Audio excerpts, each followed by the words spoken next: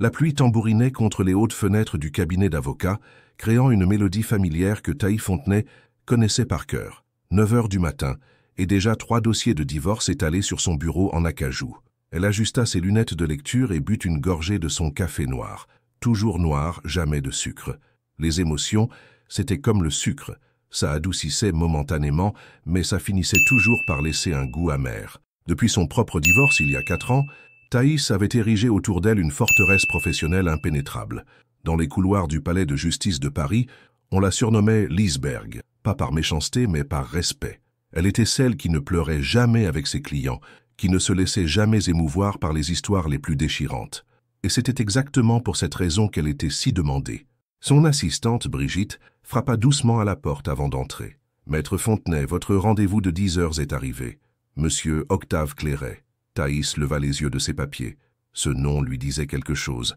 Ah oui, l'entrepreneur des journaux. Celui qui épousait cette actrice, comment s'appelait-elle déjà? Victorine quelque chose? Elle avait vaguement suivi l'affaire dans la presse People, mais uniquement par déformation professionnelle. Faites-le entrer dans 5 minutes, le temps que je termine cette clause.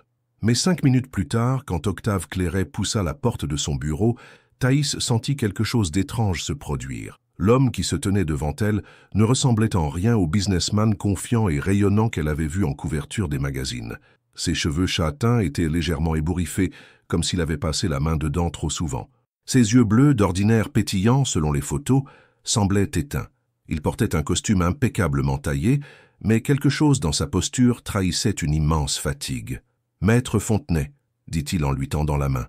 Sa voix était grave, posée, mais Thaïs perçut une fêlure presque imperceptible. « Merci de me recevoir si rapidement. »« Asseyez-vous, monsieur Clairet. » Elle lui désigna le fauteuil en cuir face à son bureau. « J'ai lu votre dossier préliminaire. Divorce pour faute, infidélité répétée de votre épouse. » Octave s'installa et croisa les jambes, mais Thaïs remarqua que ses mains tremblaient légèrement. Il regardait par la fenêtre, évitant son regard. « Infidélité » répéta-t-il avec un rire sans joie. « C'est un bien joli mot pour décrire ce qu'elle m'a fait. Mais vous avez raison, restons dans le juridique. C'est plus propre. » Thaïs posa son stylo et l'observa attentivement. Dans son métier, elle avait appris à lire les gens comme des livres ouverts. Et cet homme était un roman déchiré. « Monsieur Clairet, je vais être direct avec vous. Je ne suis pas thérapeute, je suis avocate. Mon travail est de protéger vos intérêts financiers et légaux dans cette procédure. Rien de plus. » Il tourna enfin son regard vers elle, et Thaïs fut surprise par l'intensité de ses yeux bleus. « Parfait, c'est exactement ce que je veux. Quelqu'un qui ne me demandera pas comment je me sens. Quelqu'un qui ne me regardera pas avec pitié. Quelqu'un qui fera son travail sans s'impliquer émotionnellement, » termina-t-elle. « Exactement. » Un silence s'installa entre eux, seulement troublé par le bruit de la pluie. Thaïs ouvrit le dossier devant elle et commença à parcourir les documents. Contrat de mariage, évaluations immobilières, compte bancaire. « Vous avez des enfants ensemble ?» demanda-t-elle sans lever les yeux. « Non, heureusement. » Sa voix se durcit. Elle voulait attendre d'être plus établie dans sa carrière. Maintenant, je comprends pourquoi. Thaïs continua sa lecture en silence. Plus elle avançait dans le dossier, plus elle réalisait l'ampleur de ce qui attendait cet homme. Cette femme n'avait pas seulement été infidèle, elle avait méthodiquement préparé leur séparation, créant des sociétés fantômes, transférant des biens. « Monsieur Clairet, » dit-elle finalement en relevant la tête, « dites-moi, depuis combien de temps soupçonniez-vous que quelque chose n'allait pas ?» Pour la première fois depuis le début de l'entretien, Octave sembla hésiter. Il passa une main dans ses cheveux et soupira. Probablement depuis le début. Mais on se ment si bien à soi-même quand on veut croire à quelque chose, n'est-ce pas? Cette phrase frappa Thaïs comme un coup de poing.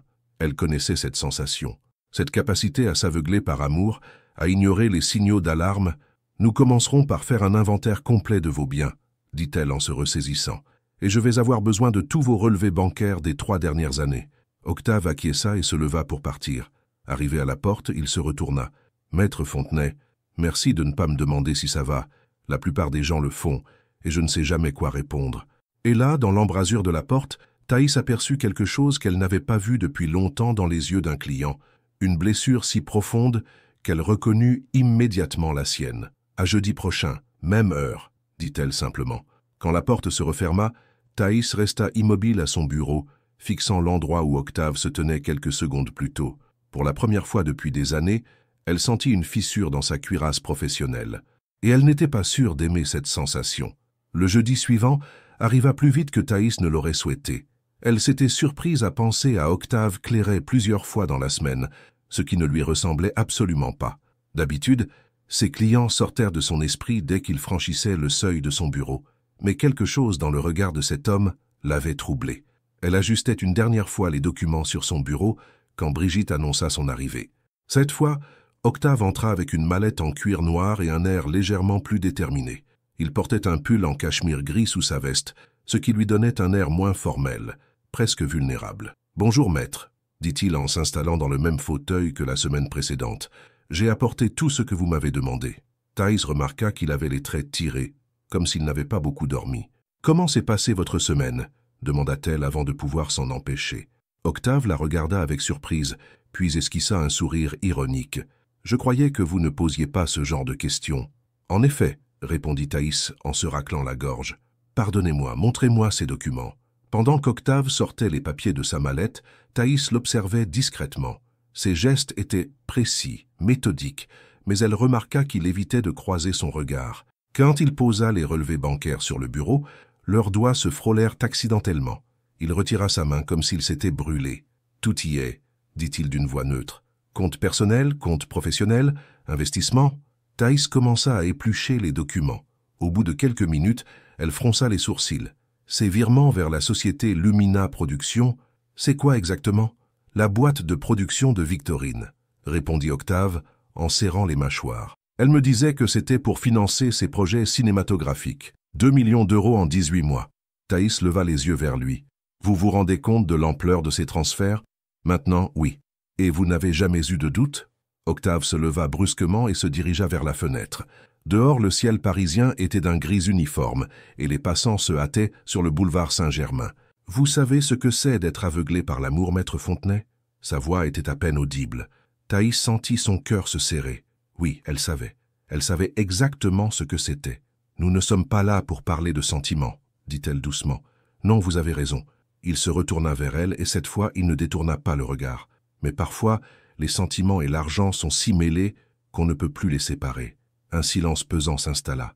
Thaïs continua son analyse des documents, mais elle avait du mal à se concentrer.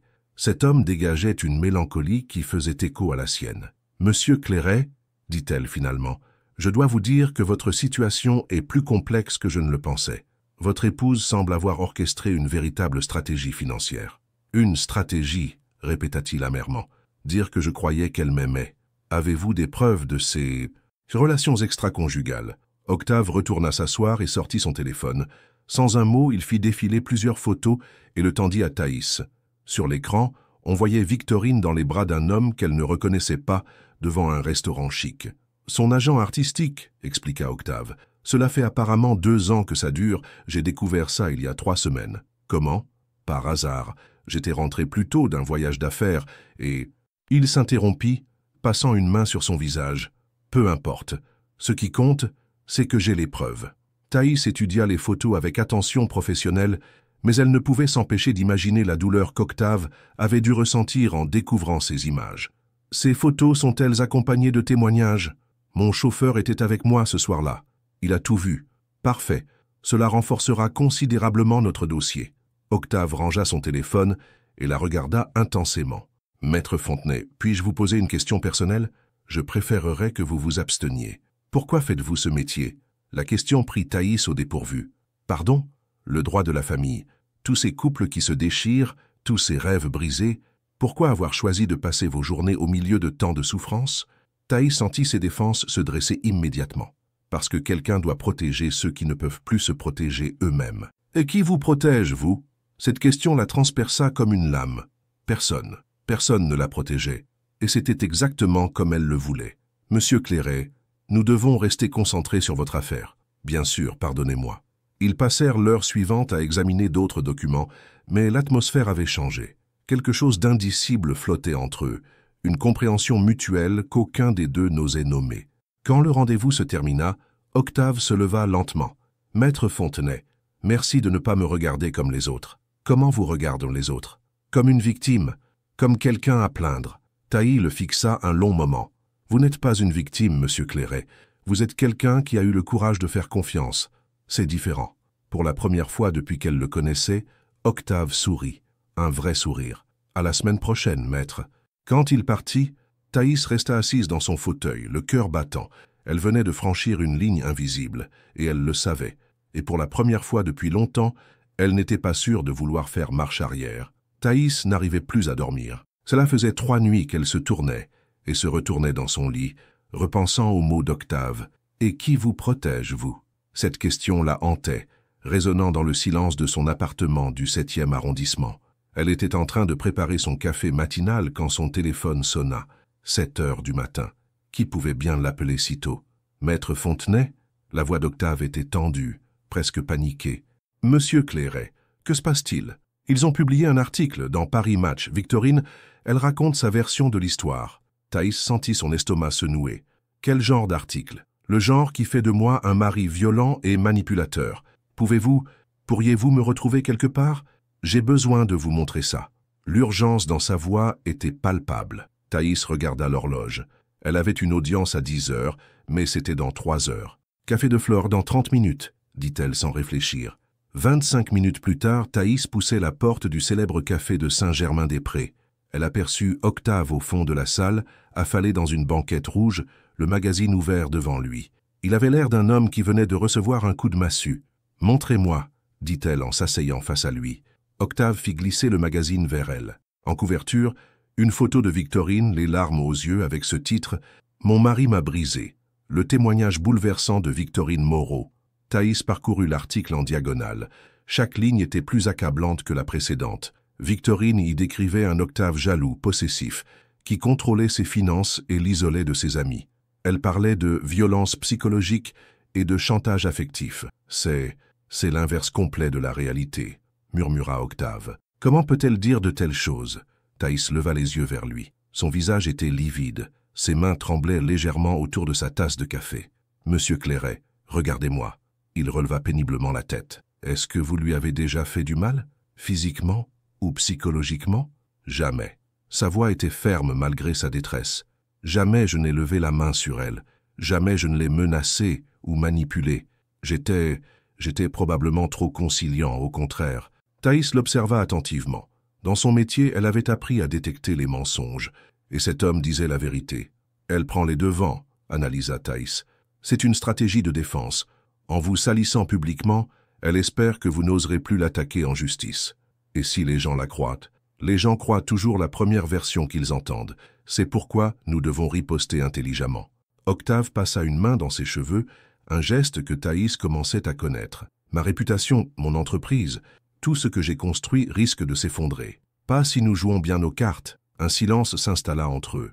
Autour d'eux, le café bruissait de conversations matinales, mais Thaïs n'entendait plus que le souffle court d'Octave. « Pourquoi fait-elle ça » demanda-t-il soudain. « Pourquoi tant de haine ?»« Parce qu'elle a peur » répondit Thaïs. « Les gens qui agissent avec autant de cruauté sont souvent terrifiés à l'idée d'être démasqués. » Octave la regarda intensément. « Vous parlez comme quelqu'un qui a déjà vécu ça. » Thaïs sentit son cœur s'accélérer. Elle n'avait pas l'habitude de se dévoiler ainsi. « Mon ex-mari, dit-elle lentement, m'a fait croire pendant des années que j'étais folle, jalouse, parano. Quand j'ai découvert qu'il me trompait depuis le début de notre mariage, il a réussi à convaincre la moitié de nos amis que c'était de ma faute. Je suis désolé. Ne soyez pas désolé. Cela m'a rendue plus forte et meilleure dans mon travail. » Octave tendit la main vers la sienne posée sur la table. Leurs doigts se touchèrent et Thaïs ne retira pas sa main. « Merci de me faire confiance, » murmura-t-il. « C'est mon travail. »« Non, ça c'est personnel. » L'intensité de son regard la troublait. Elle finit par retirer doucement sa main. « Nous devons nous concentrer sur la riposte, » dit-elle en reprenant contenance. « J'ai une idée. Laquelle? Votre chauffeur, celui qui a été témoin de l'infidélité de votre femme. Il a peut-être vu d'autres choses, d'autres mensonges qu'elle a construits. Bernard? Oui, il travaille pour moi depuis 8 ans. Il est d'une loyauté absolue. Parfait. Et les employés de votre femme? Assistante, maquilleur, agent? Pourquoi? Parce que les gens qui mentent aussi bien que votre épouse laissent toujours des traces. Il faut juste savoir où chercher. » Pour la première fois depuis le début de la matinée, Octave esquissa un sourire. « Vous êtes redoutable, maître Fontenay. C'est exactement l'idée. » Ils passèrent l'heure suivante à élaborer une stratégie. Thaïs prenait des notes, posait des questions précises, et petit à petit elle voyait Octave reprendre confiance.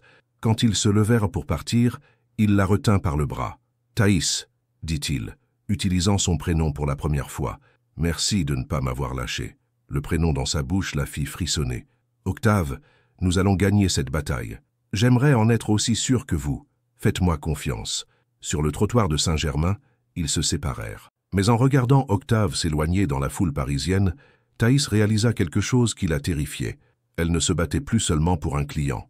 Elle se battait pour un homme qu'elle commençait à aimer. 2 jours après leur rencontre au café de Flore, Thaïs reçut un appel inattendu. Bernard Rousseau, le chauffeur d'Octave, souhaitait la rencontrer. Sa voix au téléphone trahissait une nervosité palpable. « Maître, j'ai des choses importantes à vous dire sur Madame Moreau. Des choses que M. Clairet ne sait pas. » Ils se donnèrent rendez-vous dans un petit bistrot près de la gare du Nord, loin des quartiers chics où ils risquaient d'être reconnus. Thaïs arriva la première et choisit une table au fond de la salle. Bernard était un homme d'une 50aine d'années, aux cheveux grisonnants avec ce regard direct des gens habitués à observer sans être vus. « Maître Fontenay, dit-il en s'asseyant face à elle, je travaille pour Monsieur Octave depuis 8 ans. Je l'ai vu tomber amoureux, se marier, et maintenant je le vois mourir à petit feu. Que voulez-vous me dire, Bernard? Cette femme, Victorine, elle n'a jamais aimé mon patron. Jamais. » Thaïs sortit son carnet. « Expliquez-moi. » Dès le début, elle posait des questions bizarres, sur les comptes de Monsieur Octave, sur ses investissements, sur ses relations d'affaires. Elle me demandait de l'emmener dans des endroits étranges, des bureaux de notaire, des banques où elle n'avait rien à faire. Vous avez des preuves de ces déplacements? Bernard sortit un petit carnet noir de sa poche. J'ai toujours tout noté. Date, heure, destination. C'est mon habitude. Thaïs feuilleta le carnet. Page après page, elle découvrait un véritable planning de manipulation. Victorine avait systématiquement organisé sa vie autour de l'argent d'Octave. « Et les infidélités » demanda Thaïs. « Oh, ça a commencé bien avant ce que Monsieur Octave croit. » Bernard baissa la voix. Le premier, c'était son professeur de théâtre. Ça durait depuis 6 mois quand elle a épousé monsieur. Thaïs sentit son sang se glacer. Elle le trompait déjà le jour de leur mariage? Oui, maître, et après il y en a eu d'autres. L'agent artistique n'est que le dernier en date. Pourquoi ne l'avez-vous jamais dit à Octave? Bernard eut l'air gêné. Monsieur Octave était si heureux. Et puis, ce n'est pas mon rôle. Mais maintenant qu'elle l'attaque publiquement, qu'elle détruit sa réputation, il serra les poings. Je ne peux plus me taire. Thaïs continua de prendre des notes, mais son cœur se serrait en pensant à Octave. Comment allait-il réagir en apprenant que sa femme ne l'avait jamais aimé? Bernard, accepteriez-vous de témoigner officiellement? Pour Monsieur Octave, bien sûr. Après le départ du chauffeur, Thaïs resta seule dans le bistrot face à un café froid et à une terrible décision. Comment annoncer à Octave que sa douleur était encore plus profonde qu'il ne l'imaginait?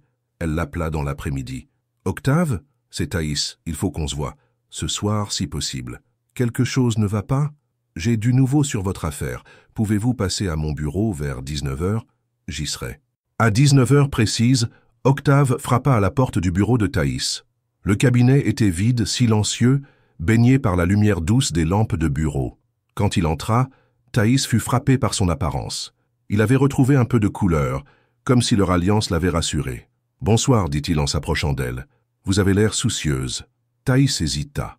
Comment briser un homme qui commençait tout juste à se reconstruire? « Asseyez-vous, Octave. Ce que j'ai à vous dire est difficile. » Il s'installa dans le fauteuil, mais son regard ne la quittait pas. Plus difficile que ce que je sais déjà, beaucoup plus difficile. Thaïs lui raconta sa rencontre avec Bernard, les révélations sur les infidélités multiples, sur la manipulation financière planifiée. À mesure qu'elle parlait, elle voyait le visage d'Octave se fermer, ses traits se durcir. Quand elle eut terminé, un long silence s'installa. Octave fixait ses mains, immobile. « Donc elle ne m'a jamais aimé, dit-il finalement d'une voix blanche. Pas une seconde. Octave, 3 ans de ma vie, 3 ans à croire que j'étais aimé, que j'avais trouvé la femme de ma vie. » Il leva les yeux vers elle, et Thaïs y lut une souffrance si pure qu'elle en eut mal au ventre. « Comment ai-je pu être aussi aveugle? Vous n'étiez pas aveugle, vous étiez amoureux. C'est la même chose, non ?» Thaïs se leva et contourna son bureau pour s'approcher de lui. Sans réfléchir, elle posa une main sur son épaule. « Non, Octave, aimer, c'est faire confiance. C'est elle qui a abusé de cette confiance. » Il posa sa main sur la sienne, et cette fois, ni l'un ni l'autre ne rompit le contact. « Comment fait-on pour faire confiance de nouveau après ça ?» demanda-t-il. « Je ne sais pas, avoua Thaïs. Moi, j'ai arrêté d'essayer. Et vous ne regrettez pas? Thaïs le regarda intensément. Dans ses yeux bleus, elle voyait une vulnérabilité qui faisait écho à la sienne. Avant vous? Non, je ne regrettais pas. Et maintenant? Maintenant, je commence à me poser des questions. Octave se leva lentement, sans lâcher sa main. Ils étaient si proches qu'elle pouvait sentir son parfum, cette odeur de bois de santal qui commençait à lui devenir familière. « Thaïs, murmura-t-il, qu'est-ce qui nous arrive? Je ne sais pas, et ça me fait peur. Ah, moi aussi. » Ils restèrent ainsi face à face, conscients qu'ils étaient au bord d'un précipice émotionnel. Thaïs savait qu'elle devrait reculer, remettre de la distance, redevenir professionnelle. Mais quand Octave leva doucement sa main libre vers son visage, elle ne bougea pas. « Nous sommes en train de faire une erreur, chuchota-t-elle. « Probablement, répondit-il en caressant sa joue du bout des doigts, et dans le silence feutré du bureau, quelque chose d'irréversible venait de se briser. Thaïs n'avait pas fermé l'œil de la nuit. Allongée dans son lit, elle revivait sans cesse cet instant où Octave avait caressé sa joue, où le monde semblait s'être arrêté dans son bureau. Elle avait fini par reculer, murmurant quelque chose sur l'éthique professionnelle, mais le mal était fait. Quelque chose avait basculé entre eux. À 8 heures du matin, son téléphone vibra. Un message d'Octave. « Pardonnez-moi pour hier soir. Je n'aurais pas dû. Pouvons-nous nous voir pour parler stratégie? J'ai une idée. » Thaïs fixa l'écran plusieurs minutes avant de répondre. « Bureau, 14 heures. Nous devons effectivement parler. » L'après-midi arriva plus vite qu'elle ne l'aurait voulu. Quand Octave entra dans son bureau, Thaïs remarqua immédiatement qu'il avait retrouvé une part de sa prestance. Il portait un costume bleu marine impeccable et ses cheveux étaient parfaitement coiffés. Mais dans ses yeux, elle lisait la même incertitude que la sienne. « Bonjour Thaïs, dit-il en gardant ses distances. « Bonjour Octave, vous avez parlé d'une idée. » Il s'assit et sortit une tablette de sa mallette. « J'ai passé la nuit à réfléchir. Vous aviez raison. Il faut contre-attaquer intelligemment. » J'écoute. « Mon entreprise a organisé l'année dernière un gala de charité. Victorine était présente, bien sûr. Mais ce soir-là, elle pensait que je n'étais pas là. J'étais en retard à cause d'un rendez-vous qui s'éternisait. » Octave fit défiler des photos sur sa tablette et la tourna vers Thaïs. On y voyait Victorine en grande conversation avec un homme élégant, Philippe Marchand, le producteur de ses films, et accessoirement l'homme avec qui elle me trompait bien avant son agent artistique. Thaïs examina les photos attentivement. Ces images datent de quand exactement? Septembre dernier, soit 8 mois avant qu'elle ne prétende découvrir l'amour avec son agent. Et vous avez d'autres preuves de cette relation? Octave sourit pour la première fois depuis qu'elle le connaissait. Un sourire sans amertume. Mieux que ça, j'ai retrouvé des mails qu'elle avait échangés avec lui. Elle utilisait parfois mon ordinateur et oubliait de se déconnecter. Il lui tendit une liasse de papier. Thaïs commença à lire et sentit ses sourcils se froncer. Les mails étaient explicites, datés de plusieurs mois, et révélaient non seulement une liaison mais aussi des discussions sur la façon de gérer Octave et de sécuriser l'avenir financier. « Mon Dieu, murmura Thaïs, c'est un véritable complot. Maintenant vous comprenez pourquoi j'ai du mal à croire en l'amour. » Thaïs leva les yeux vers lui. « Octave, ce qu'elle vous a fait ne définit pas ce qu'est l'amour. Elle vous a manipulé, mais l'amour véritable, c'est tout l'inverse de la manipulation. Vous y croyez encore? Après ce que vous avez vécu ?» La question la prit de court. « Je ne sais pas. Avant de vous rencontrer, j'aurais dit non sans hésitation. Et maintenant? Maintenant, je me dis que peut-être qu'il existe des personnes capables d'aimer sans arrière-pensée. » Un silence s'installa. Octave la regardait intensément, et Thaïs sentait ses défenses s'effriter une à une. « Thaïs, dit-il doucement, hier soir, quand j'ai posé ma main sur votre visage, qu'avez-vous ressenti?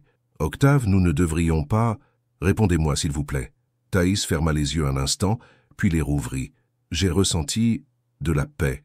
Pour la première fois depuis des années, j'ai eu l'impression d'être exactement là où je devais être. Moi aussi. » Il se leva et contourna le bureau. Mais cette fois, Thaïs ne recula pas. Il s'arrêta devant elle, tendant la main. « Venez, dit-il. Marchons un peu, j'ai besoin d'air et je crois que vous aussi. » Ils sortirent du cabinet et se retrouvèrent dans les rues de Saint-Germain. L'après-midi touchait à sa fin, et Paris revêtait cette lumière dorée qui rendait la ville magique. Ils marchèrent côte à côte, sans but précis, évitant soigneusement de se toucher mais terriblement conscients de la présence de l'autre. « Parlez-moi de votre ex-mari, » dit soudain Octave. « Pourquoi ? Parce que je veux comprendre qui vous étiez avant de devenir cette femme si forte que j'ai devant moi. » Thaïs hésita, puis se lança. Damien était charmant, brillant avocat d'affaires, très séduisant. J'étais jeune, impressionné. Il m'a fait croire que j'étais spécial, unique. Et puis, petit à petit, il m'a isolé de mes amis, de ma famille. Il critiquait mes choix, mes vêtements, mes opinions. Quand j'ai découvert ces infidélités, j'étais devenu une ombre de moi-même. Comment avez-vous trouvé la force de partir? Un jour, je me suis regardé dans le miroir et je ne me suis pas reconnu. J'ai réalisé que j'avais perdu non seulement mon mari, mais aussi moi-même. C'est là que j'ai décidé de me battre. Octave s'arrêta de marcher et se tourna vers elle. « Vous êtes remarquable, Thaïs, vous le savez? Je suis juste... méfiante. Non, vous êtes courageuse. Il faut du courage pour faire confiance de nouveau après avoir été trahi. Je n'ai pas dit que je faisais confiance de nouveau. Pourtant, vous me faites confiance à moi. » Thaïs le regarda, troublée. Il avait raison. Sans s'en rendre compte, elle avait baissé sa garde avec lui. « Octave, nous sommes en train de nous engager sur un terrain dangereux. Je sais. Votre divorce n'est même pas finalisé. Je sais. Je suis votre avocate. Je sais ça aussi. Alors pourquoi? Parce que pour la première fois depuis des années, je me sens vivant quand je suis avec vous. Parce que vous me regardez comme un homme, pas comme une victime. Parce que... » Il s'interrompit, passant une main dans ses cheveux. « Parce que quoi ?» insista Thaïs. « Parce que je crois que je suis en train de tomber amoureux de vous, et que ça me terrifie autant que ça me donne envie de vivre. » Les mots résonnèrent dans l'air tiède du soir parisien. Thaïs sentit son cœur s'emballer. « Octave, je ne vous demande rien, Thaïs. Je voulais juste que vous sachiez. » Il fit un pas vers elle, et cette fois, elle ne recula pas. « Et si nous faisions l'erreur de nos vies ?» murmura-t-elle. « Et si nous étions en train de la sauver ?» Les mots d'Octave résonnaient encore dans l'esprit de Thaïs quand elle poussa la porte de son appartement ce soir-là. « Et si nous étions en train de la sauver ?» Cette phrase tournait en boucle dans sa tête, accompagnée du souvenir de ses yeux bleus si intenses. Elle venait de se servir un verre de vin rouge quand son téléphone sonna. Un numéro qu'elle n'avait pas vu depuis des mois. Son cœur se serra. « Damien, » dit-elle en décrochant. « Bonsoir Thaïs, tu as l'air surprise. » La voix de son ex-mari était toujours aussi suave. Cette même intonation qui l'avait séduite autrefois et qui maintenant lui donnait la nausée. « Que veux-tu » toujours aussi direct. « J'ai lu un article intéressant dans Le Figaro aujourd'hui. Tu représentes Octave Clairet dans son divorce. C'est un gros client, dis-moi. » Thaïs sentit l'alarme sonner dans sa tête. « En quoi cela te regarde-t-il? Tu sais que Victorine Moreau est une amie proche de ma nouvelle compagne, Céleste? » Bien sûr, Thaïs aurait dû s'en douter. Damien avait toujours eu le don de refaire surface au pire moment. Et Victorine m'a dit des choses très intéressantes sur ton comportement avec son mari. Il paraît que tu dépasses ton rôle d'avocate? Le sang de Thaïs ne fit qu'un tour. Je te conseille de faire attention à tes insinuations, Damien. Oh, je n'insinue rien. Je constate simplement que tu as l'air investi émotionnellement dans cette affaire, ce qui ne te ressemble pas. Tu ne me connais plus. Détrompe-toi. Je te connais mieux que personne, et je sais reconnaître quand tu es vulnérable. Thaïs raccrocha brutalement, les mains tremblantes. Comment Victorine pouvait-elle être au courant de quoi que ce soit? Elle et Octave avaient été si discrets. Son téléphone vibra immédiatement. Un message de Damien. Fais attention, Thaïs. Mélanger sentiments et profession, c'est dangereux, surtout avec un client si médiatisé. Le lendemain matin, Thaïs arriva au cabinet avec un nœud dans l'estomac. Brigitte l'accueillit avec un air soucieux. « Maître, il y a quelqu'un qui vous attend dans votre bureau depuis 1 heure. »« Qui ça ?»« Une certaine Victorine Moreau. » Thaïs sentit son sang se glacer. « Pardon ? Elle a insisté pour vous attendre. Elle dit que c'est urgent. » Thaïs poussa la porte de son bureau et découvrit une femme d'une beauté saisissante, installée dans son fauteuil. Victorine Moreau était encore plus impressionnante en vrai qu'à la télévision. Blonde platine, yeux verts perçants, elle dégageait cette assurance que donne la beauté et l'habitude d'être admirée. « Maître Fontenay, » dit-elle en se levant gracieusement, « merci de me recevoir. Madame Moreau, vous n'avez rien à faire ici. Vous êtes la partie adverse. Justement, je venais vous proposer un arrangement. » Victorine s'approcha du bureau de Thaïs avec la démarche d'un félin. Elle portait un tailleur Chanel crème qui épousait parfaitement ses formes. Quel genre d'arrangement? Le genre qui pourrait vous éviter un scandale professionnel. Thaïs se raidit. Que voulez-vous dire? Allons, maître, nous sommes entre femmes. Je sais reconnaître quand une autre femme tombe sous le charme d'Octave. Il a ce don, vous savez. Il fait croire aux femmes qu'elles sont spéciales. Vous délirez. Vraiment? Victorine sortit son téléphone et fit défiler plusieurs photos. Café de Flore mardi matin. Vous et mon mari, très proches. Sur l'écran, Thaïs reconnut leur rencontre d'urgence. On les voyait assis face à face, Octave tenant sa main par-dessus la table.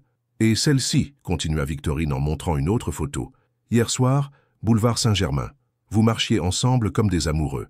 Thaïs sentit la panique monter. Ces photos ne prouvent rien d'illégal. Non, mais elles prouvent une proximité inhabituelle entre une avocate et son client. Le barreau pourrait s'y intéresser, non? Que voulez-vous? Victorine rangea son téléphone et se pencha vers Thaïs. Que vous abandonniez ce dossier. Trouvez une excuse, transférez-le à un confrère. En échange, ces photos n'existeront jamais. Et pourquoi ferais-je ça? Parce que vous tenez à votre réputation. Et parce que vous savez que je dis la vérité sur Octave. Quelle vérité? Il vous fait le même numéro qu'à moi. Le homme brisé, incompris, qui a besoin d'être sauvé. C'est son mode opératoire, maître. Il séduit les femmes fortes en jouant la victime. Thaïs la regarda droit dans les yeux. Vous mentez. Vraiment? Alors dites-moi, est-ce qu'il vous a raconté comment nous nous sommes rencontrés? Dans un café? Alors qu'il sortait d'une rupture douloureuse avec sa précédente petite amie? Est-ce qu'il vous a dit qu'elle aussi l'avait trahi? Thaïs sentit le doute s'immiscer dans son esprit. Octave ne lui avait jamais parlé de relation avant Victorine. Et est-ce qu'il vous a parlé de sa sœur Isabelle, celle qui s'est suicidée il y a 5 ans après qu'il ait refusé de l'aider financièrement? Vous mentez, répéta Thaïs, mais sa voix était moins assurée. Demandez-lui, maître, demandez-lui de vous parler d'Isabelle, et vous verrez quel genre d'homme vous êtes en train de défendre. Victorine se dirigea vers la porte, puis se retourna une dernière fois. Vous avez 48 heures pour prendre votre décision. Après ça, ces photos seront dans tous les journaux, et votre belle carrière d'avocate intègre sera terminée. Quand la porte se referma, Thaïs s'effondra dans son fauteuil. Ses mains tremblaient, son cœur battait à tout rompre, et une question terrifiante martelait son esprit. Et si Victorine disait la vérité? Et si Octave l'avait manipulée depuis le début? Thaïs passa l'après-midi dans un état second, incapable de se concentrer sur quoi que ce soit. Les mots de Victorine résonnaient dans sa tête comme un poison lent. C'est son mode opératoire. Il séduit les femmes fortes en jouant la victime. Et cette histoire d'Isabelle, était-ce possible qu'Octave lui ait caché quelque chose d'aussi grave? À 17 heures, elle n'y tint plus. Elle lui envoya un message. « Il faut qu'on se parle. Urgence. » La réponse arriva immédiatement. « J'arrive. Quelque chose ne va pas ?» 20 minutes plus tard, Octave poussait la porte de son bureau. En le voyant, Thaïs fut frappée par la sincérité de son inquiétude. Ses yeux bleus la scrutaient avec une anxiété palpable. « Thaïs, vous me faites peur. Qu'est-ce qui s'est passé? Votre femme est venue me voir aujourd'hui. » Le visage d'Octave se durcit instantanément. « Victorine, ici, elle a des photos de nous. Au café, hier soir en ville. Elle me fait chanter. » Octave s'approcha d'elle, mais Thaïs recula instinctivement. Ce geste ne lui échappa pas. « Qu'est-ce qu'elle vous a dit ?» demanda-t-il d'une voix tendue. « Elle m'a dit que vous aviez un mode opératoire, que vous séduisiez les femmes en jouant la victime. Et vous la croyez ?» Thaïs le regarda intensément. « Je ne sais plus quoi croire, Octave. Elle connaît des détails sur notre relation que vous seul pouviez lui donner. » « Quels détails? » « Elle savait comment nous nous étions rencontrés. Elle savait que je vous consolais. Thaïs, regardez-moi. » Il fit un pas vers elle, ignorant sa résistance. « Cette femme est capable de tout. Si elle a des informations, c'est qu'elle nous fait suivre. » « Vraiment? Et votre ex avant elle? Celle qui vous avait aussi trahi ?» Octave fronça les sourcils. « Quelle ex? Ne mentez pas. Victorine m'a dit que vous aviez utilisé la même histoire avec elle. Une rupture douloureuse. Une femme qui vous avait brisé le cœur. Thaïs, je n'ai jamais eu de relation sérieuse avant Victorine. Jamais. Alors pourquoi dit-elle ça? Parce qu'elle ment. Parce qu'elle essaie de vous manipuler. » Le ton était monté. Thaïs sentait la colère et la frustration d'Octave, mais aussi quelque chose qui ressemblait à de la panique. « Et Isabelle » lâcha-t-elle soudain. Cette fois, Octave encaissa le coup comme s'il avait reçu une gifle. Son visage devint livide, et il dut s'appuyer contre le bureau. « Qu'est-ce qu'elle vous a dit sur Isabelle? Qu'elle était votre sœur, qu'elle s'était suicidée il y a 5 ans, et que vous aviez refusé de l'aider financièrement. » Octave ferma les yeux et passa une main tremblante sur son visage. Quand il les rouvrit, Thaïs y eut une souffrance si profonde qu'elle en eut le souffle coupé. « Asseyez-vous, » murmura-t-il d'une voix brisée. « Je vais tout vous raconter. » Thaïs s'installa dans son fauteuil, le cœur battant. Octave resta debout, regardant par la fenêtre. Isabelle était effectivement ma sœur, ma petite sœur. Elle avait 2 ans de moins que moi. Il se tut un long moment, comme s'il cherchait ses mots.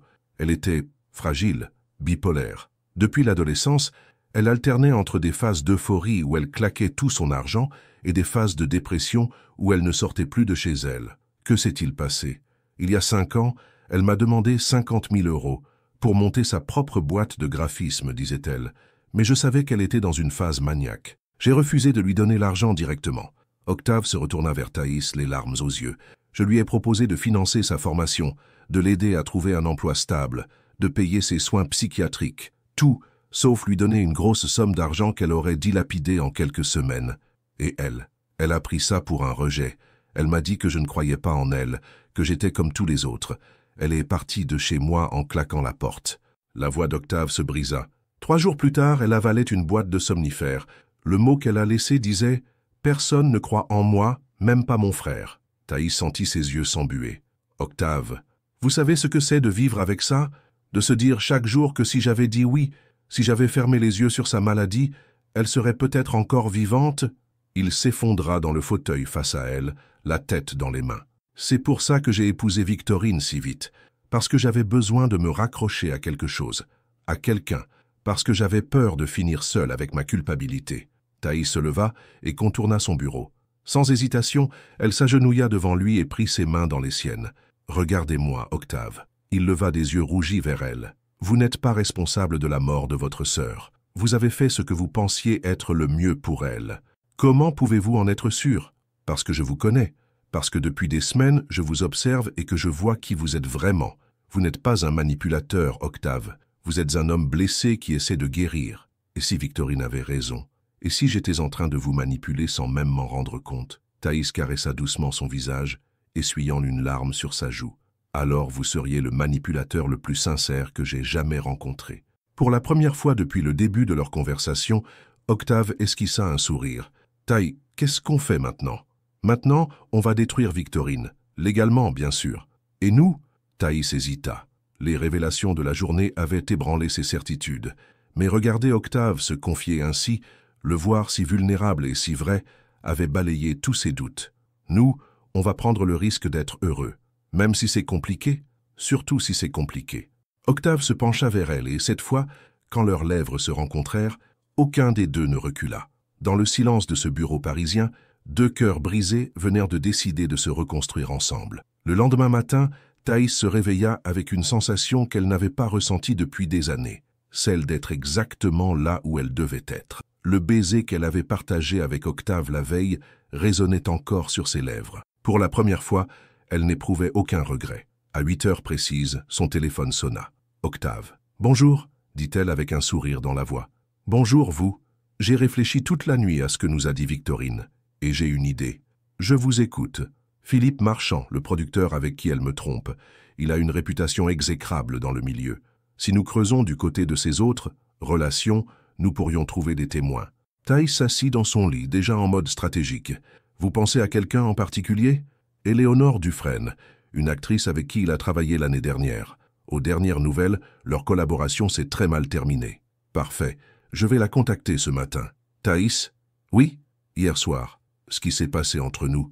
Octave, si vous me dites que c'était une erreur, je raccroche. » Il éclata de rire. « Au contraire, j'allais dire que c'était probablement la meilleure décision de ma vie. » 2 heures plus tard, Thaïs se trouvait dans un salon de thé discret du 16e arrondissement, face à Éléonore Dufresne. L'actrice était une femme d'une 40aine d'années, élégante, mais marquée par une amertume visible. « Maître Fontenay, quand vous m'avez appelé au sujet de Philippe Marchand, j'ai tout de suite accepté ce rendez-vous, » dit Éléonore en remuant son thé. « Cet homme a détruit ma carrière. »« Comment ça ?»« Il m'avait promis le rôle principal dans son prochain film, en échange de services particuliers.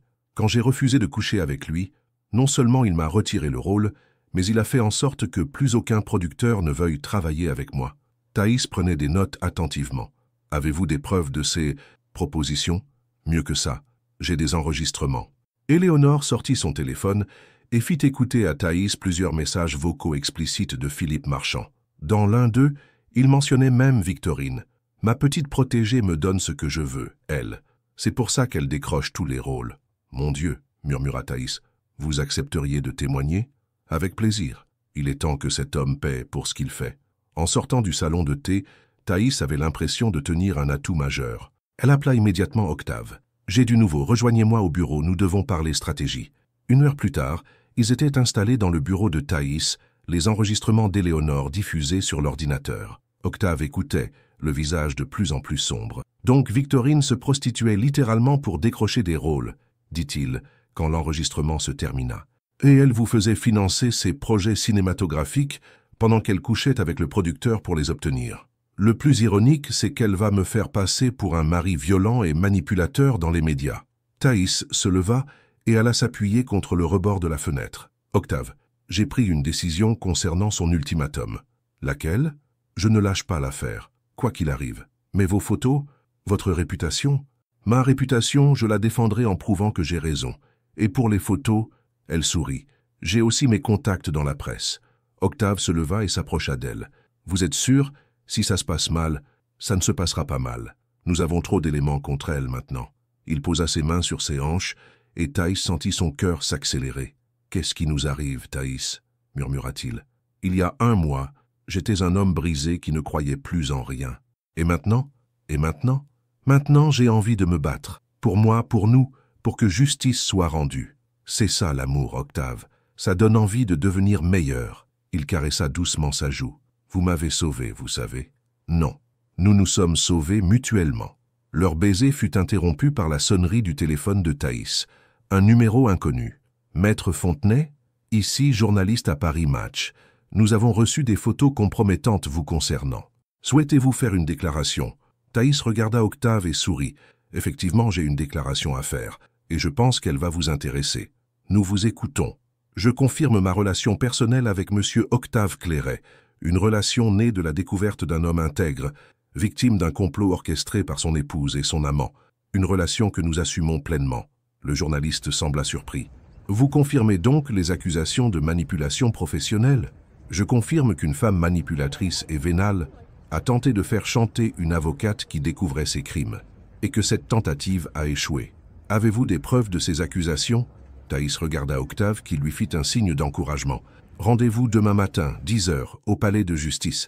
Nous aurons beaucoup de choses à vous montrer. » Quand elle raccrocha, Octave la prit dans ses bras. « Vous venez de déclarer la guerre à Victorine. »« Non, » répondit Thaïs en l'embrassant. « Je viens de choisir mon camp. » Dehors, Paris s'illuminait dans la lumière dorée du soir. Et pour la première fois depuis longtemps, l'avenir leur semblait radieux. Mais ni l'un ni l'autre ne se doutait que Victorine préparait déjà sa riposte. Thaïs n'avait pas dormi de la nuit. Dans quelques heures, elle allait affronter les médias, révéler au grand jour les manipulations de Victorine et assumer publiquement sa relation avec Octave. Son téléphone n'avait cessé de sonner depuis la veille. Journaliste, confrère, connaissance curieuse. Elle avait fini par l'éteindre. À 7 heures du matin, on sonna à sa porte. Octave se tenait sur le palier, 2 cafés à la main et un sourire tendre sur le visage. « Je me suis dit que vous auriez besoin de renfort, » dit-il en entrant. « Comment avez-vous deviné que je n'avais pas fermé l'œil ? » « Parce que moi non plus. » Il lui tendit un café et caressa doucement son visage. « Vous avez des regrets ? » ?»« Aucun. Et vous ? » ?»« Pour la première fois de ma vie, j'ai l'impression de faire exactement ce qu'il faut. » Ils s'installèrent sur le canapé de Thaïs, savourant ce moment de calme avant la tempête. Dehors, Paris s'éveillait doucement, inconscient du drame qui se jouait. « Octave, » dit soudain Thaïs, « il faut que vous sachiez quelque chose. Quoi qu'il arrive aujourd'hui, quoi qu'on dise sur nous, je ne regrette rien. Moi non plus, mais j'ai peur pour vous. Votre carrière ? Ma carrière, c'est défendre la vérité. C'est exactement ce que je fais. » Le téléphone de Thaïs se remit à sonner. Cette fois, c'était Brigitte, son assistante. « Maître, il faut que vous allumiez la télévision. » Channel 7, le journal de 8 heures. Thaïs attrapa la télécommande. Sur l'écran apparut le visage de Victorine, impeccablement maquillée, assise face à un journaliste connu. « Maître Fontenay a dépassé toutes les bornes de l'éthique professionnelle, » disait-elle d'une voix tremblante. « Elle a séduit mon mari alors qu'il était vulnérable, profitant de sa détresse pour le manipuler contre moi. » Octave serra les poings. « Cette garce. J'ai des preuves que leur liaison a influencé la stratégie de défense. Maître Fontenay n'agit plus comme une avocate, mais comme une femme jalouse. Comment ose-t-elle » murmura Thaïs. Le journaliste enchaîna. « Que répondez-vous aux accusations selon lesquelles vous auriez vous-même trompé votre mari ?» Victorine eut l'air parfaitement surprise. « Ces accusations sont ridicules. Mon mari, désespéré de voir que je découvrais sa liaison, invente des histoires pour salir ma réputation. Et concernant Philippe Marchand, Philippe est un ami, un collaborateur professionnel. Insinuer autre chose est une diffamation pure et simple. » Thaïs éteignit la télévision furieuse. Elle nous a devancés. Elle prend les devants pour décrédibiliser tout ce qu'on pourra dire. Alors on fait quoi? On va au palais de justice et on la détruit. 2 heures plus tard, les marches du palais de justice grouillaient de journalistes. Thaïs et Octave arrivèrent ensemble, main dans la main, affrontant les flashs et les questions lancées à la volée. « Maître Fontenay, confirmez-vous votre liaison avec votre client? Monsieur Clairet, que répondez-vous aux accusations de votre épouse ?» Thaïs s'arrêta devant les micros tendus. Elle était impeccable dans son tailleur noir, ses cheveux tirés en chignon strict. À côté d'elle, Octave dégageait une force tranquille. « Mesdames et messieurs de la presse, » commença Thaïs d'une voix claire, « effectivement, Monsieur Clairet et moi avons développé une relation personnelle, une relation née de la découverte d'un homme intègre, victime d'un complot orchestré par son épouse. » Les journalistes se bousculaient pour poser leurs questions. « Mais cette relation ne compromet-elle pas votre objectivité? Au contraire, elle m'a permis de découvrir l'ampleur des manipulations de Madame Moreau. Manipulations dont voici les preuves. » Thaïs sortit une enveloppe de sa mallette. « Voici les enregistrements de Philippe Marchand, producteur et amant de Madame Moreau, détaillant leurs arrangements tarifés. » Un murmure parcourut l'assemblée de journalistes. « Voici également les relevés bancaires, prouvant les détournements de fonds organisés par Madame Moreau au détriment de son époux. Et voici, dit Octave en prenant la parole pour la première fois, le témoignage de mon chauffeur Bernard Rousseau, attestant des multiples infidélités de mon épouse depuis notre mariage.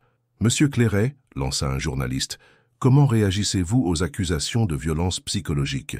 Octave regarda Thaïs, puis se tourna vers les caméras. La seule violence psychologique dans cette histoire, c'est celle qu'a exercée mon épouse, en me faisant croire qu'elle m'aimait alors qu'elle ne voyait en moi qu'un portefeuille. Et vous, maître Fontenay, que répondez-vous à ceux qui remettent en question votre intégrité professionnelle? Thaïs serra la main d'Octave et regarda droit dans l'objectif de la caméra principale.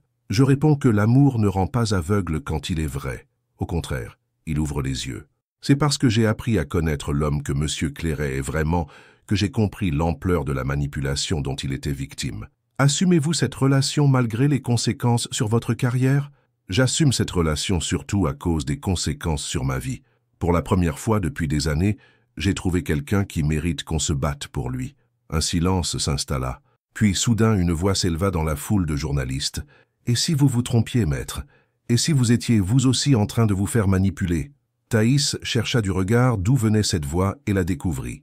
Victorine se tenait au fond de la foule, élégante et souriante, accompagnée de son avocat. « Madame Moreau, » dit Thaïs d'une voix glaciale, « quelle surprise de vous voir ici. Je voulais voir de mes propres yeux comment vous alliez vous défendre, » répondit Victorine en s'approchant. « Et j'avoue que je suis impressionné par votre numéro. Ce n'est pas un numéro, c'est la vérité. » « La vérité ?» Victorine éclata d'un rire cristallin. « La vérité, maître, c'est que vous êtes tombé dans le même piège que moi.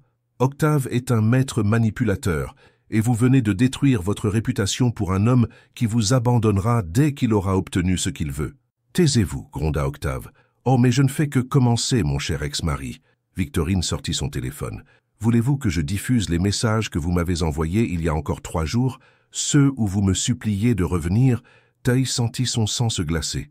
Elle regarda Octave qui était devenu livide. « Octave » murmura-t-elle, et dans le silence qui suivit, elle comprit que la bataille était loin d'être terminée. Le silence qui suivit les mots de Victorine sembla durer une éternité. Thaïs regardait Octave, cherchant dans ses yeux une explication, un démenti, n'importe quoi qui pourrait chasser le doute terrible qui venait de s'immiscer en elle. « Montrez-nous ces messages » dit-elle d'une voix blanche. Victorine sourit, savourant visiblement ce moment. Avec plaisir. Elle fit défiler son téléphone et commença à lire à voix haute devant les caméras médusées. « Victorine, je ne peux pas supporter cette situation plus longtemps. Il faut qu'on se parle. » Thaïs sentit son cœur se serrer. « Je sais que j'ai fait des erreurs. Peut-être qu'on peut trouver une solution. S'il te plaît, réponds-moi, je deviens fou. » Les murmures des journalistes s'intensifiaient.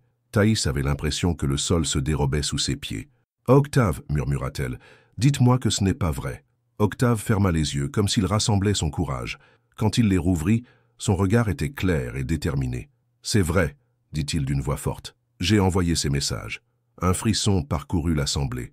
Thaïs eut l'impression de recevoir un coup de poignard. « Mais, » continua Octave en se tournant vers Victorine, « lisez-leur la suite, ma chère ex-épouse.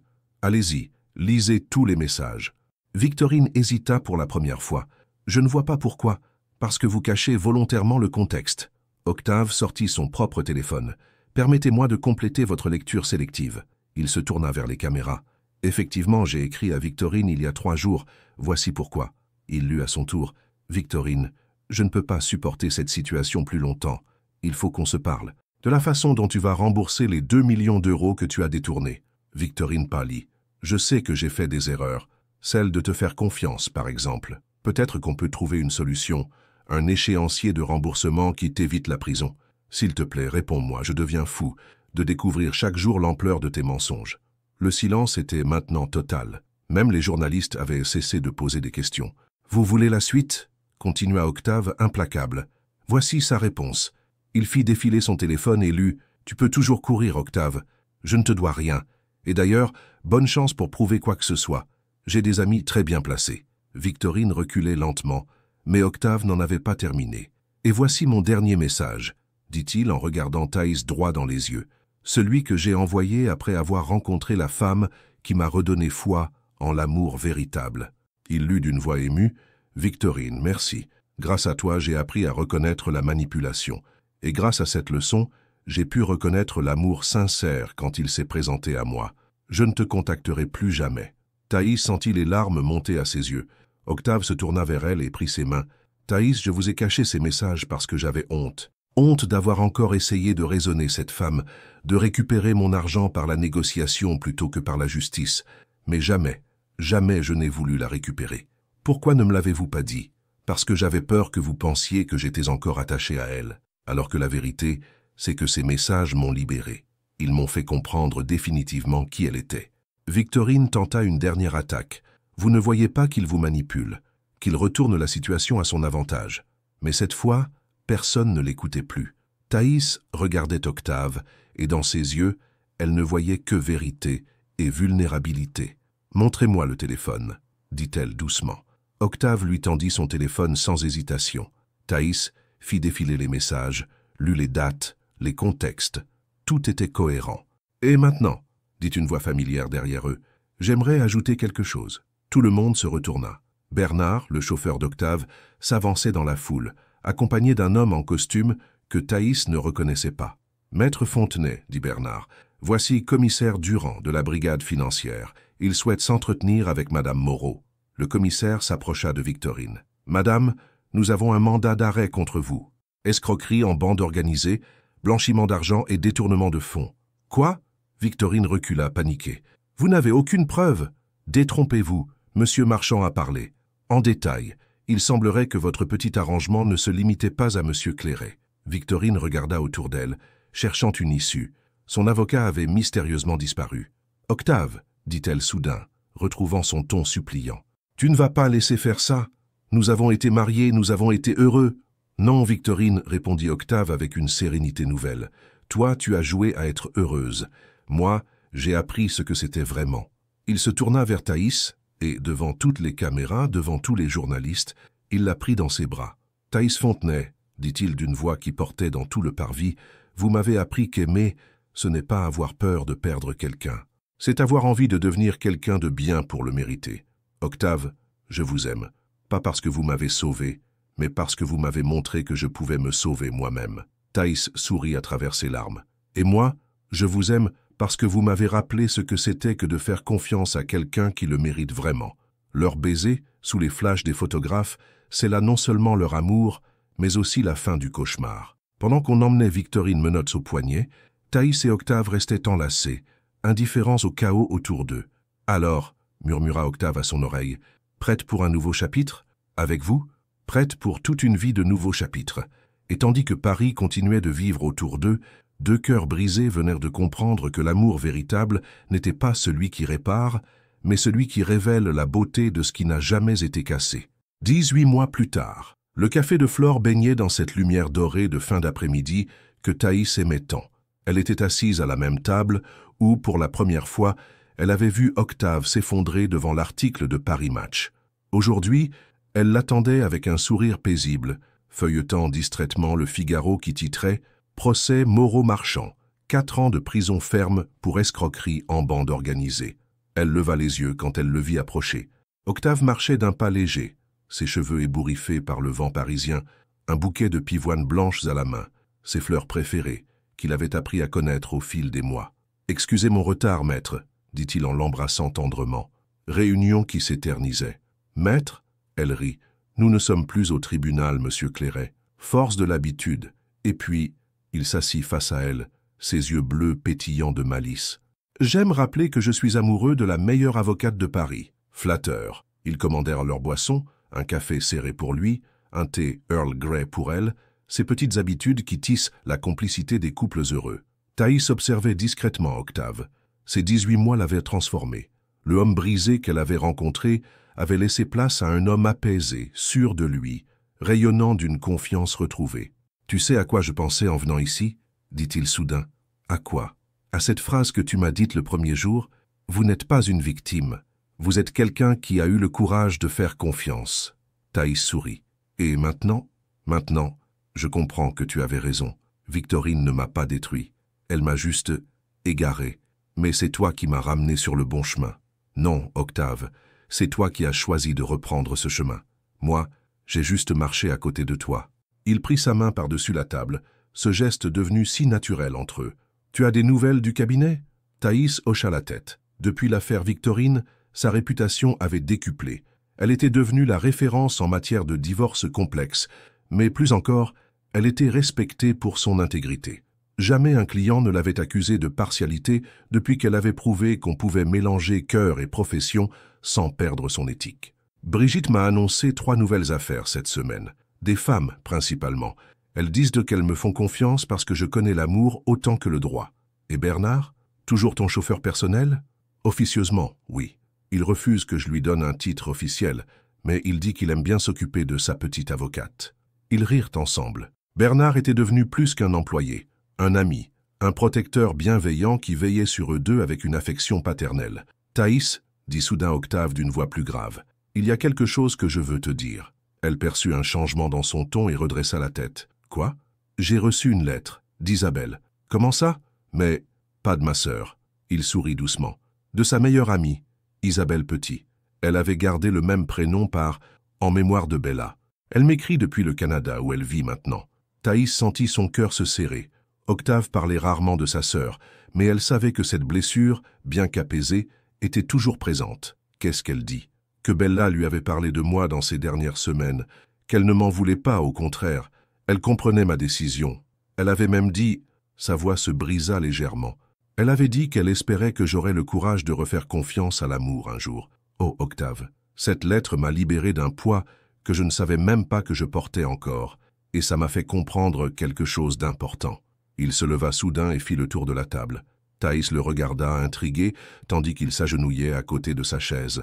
Les conversations autour d'eux se turent progressivement. « Thaïs Fontenay, » dit-il d'une voix claire qui porta dans tout le café, « vous m'avez appris que l'amour véritable ne demande pas qu'on oublie le passé. Il nous aide à le transformer en force. » Il sortit un petit écrin de velours bleu de sa poche. « Voulez-vous m'épouser? Non pas parce que nous avons survécu à une tempête ensemble, mais parce que je veux naviguer vers tous les bonheurs à venir avec vous. » Thaïs regarda l'homme agenouillé devant elle, cet homme qu'il avait trouvé quand elle se pensait immunisée contre l'amour, cet homme qui lui avait prouvé que la vulnérabilité était une force, pas une faiblesse. « Octave Clairet, » dit-elle en posant ses mains sur son visage. La réponse était oui, avant même que vous posiez la question. Quand il glissa la bague à son doigt, un solitaire simple et élégant, exactement comme elle l'aimait, tout le café explosa en applaudissements. Mais Thaïs n'entendait que les battements de son cœur et les mots qu'il murmurait contre ses lèvres. « Je t'aime, mon incroyable avocate. Et moi, je t'aime, mon client le plus précieux. » Dehors, Paris continuait sa vie éternelle. Mais dans ce café de Saint-Germain-des-Prés, 2 âmes qui s'étaient crues perdues venèrent de comprendre qu'elles avaient simplement attendu le bon moment pour se trouver. Et quelque part dans le ciel, peut-être qu'Isabelle souriait, heureuse de voir que son frère avait enfin appris la plus belle leçon de toutes, aimer sans peur, c'est être libre. Fin. Et si l'amour véritable n'était pas celui qui arrive quand on s'y attend, mais celui qui nous trouve quand on a enfin appris à s'aimer soi-même? Auriez-vous eu le courage de Thaïs et Octave? Votre participation au canal est très importante. Par favor, deixe sua opinion no commentario. Merci d'avoir regardé. Vos réactions sont très importantes pour notre travail. Laissez-nous un commentaire pour nous dire ce que vous pensez et d'où vous regardez. N'oubliez pas de vous abonner à la chaîne et d'activer les notifications pour ne rien manquer. Votre participation est très importante pour la poursuite de notre travail, alors partagez-la avec ceux qui aimeront cette histoire.